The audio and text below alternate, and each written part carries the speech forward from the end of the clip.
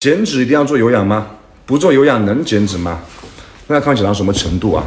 我说，如果想参加健美比赛那种竞技的程度是比较难的啊，大概是体脂率是5%到7%这样的。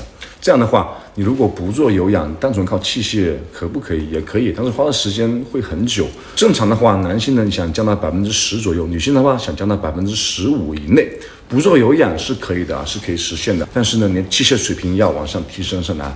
就是力量水平啊，这种情况下呢，你也是可以不做有氧，也是可以减得下去。我在直播间经常说，我说我是几乎不做有氧训练的啊。那么你们就问我说，那你怎么能够保持一个低体脂呢？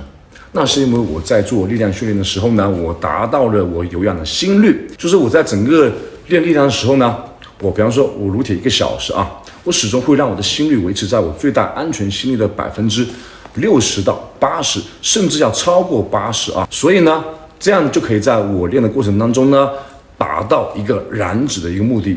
所以很多人问我一个问题，就是增肌和减脂能不能同时进行？其实是可以进行的，就是你要能达到增肌的重量，然后又达到了增肌的容量，同时又具备了减脂的心率，你就可以增肌减脂同时进行。减重与减脂的区别，你该减重还是该减脂呢？如何判断你是大基数还是小基数？相对应该怎么减？一条视频告诉你。什么是减重？就是减轻体重啊。体重身上数字有变化即可，像我们健美运动员赛前压体重一样。2张图是我体重12小时之内的变化，1天之内掉秤3.5斤，这就是减重。所以减重是可以通过任何一种身体功能来实现的，比方说流汗啊、排尿、断水啊、断碳等等啊。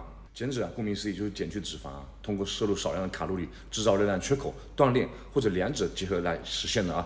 减脂是对减重、减肥更深层次的需求，减脂的目的就是降低肌肉的流失，最大化来实现脂肪的消耗。如何判断你是大基数还是小基数呢？来，体质指数啊，就是 BMI 等于体重千克啊除以身高的平方。大家看这张图啊，比方说我的体重是92公斤，除以身高的平方，我身高是183公分，就是1.83乘以1.83等于3.35，就是92除以3.35等于27.5，所以我是大基数。但是我是一名职业运动员，我的骨骼肌含量很高啊，体脂率也算比较低的，所以我没必要去刻意的去减重。所以如果你的肌肉量很高，就算你的 BMI 值超标了，你也不需要刻意去减，保持健康，穿衣有型，脱衣有肉即可啊。那么你是该减重还是减脂呢？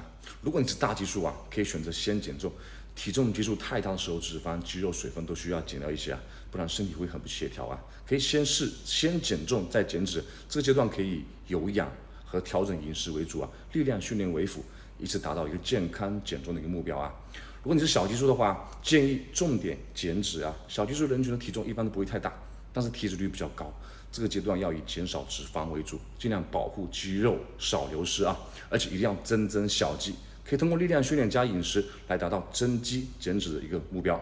下课。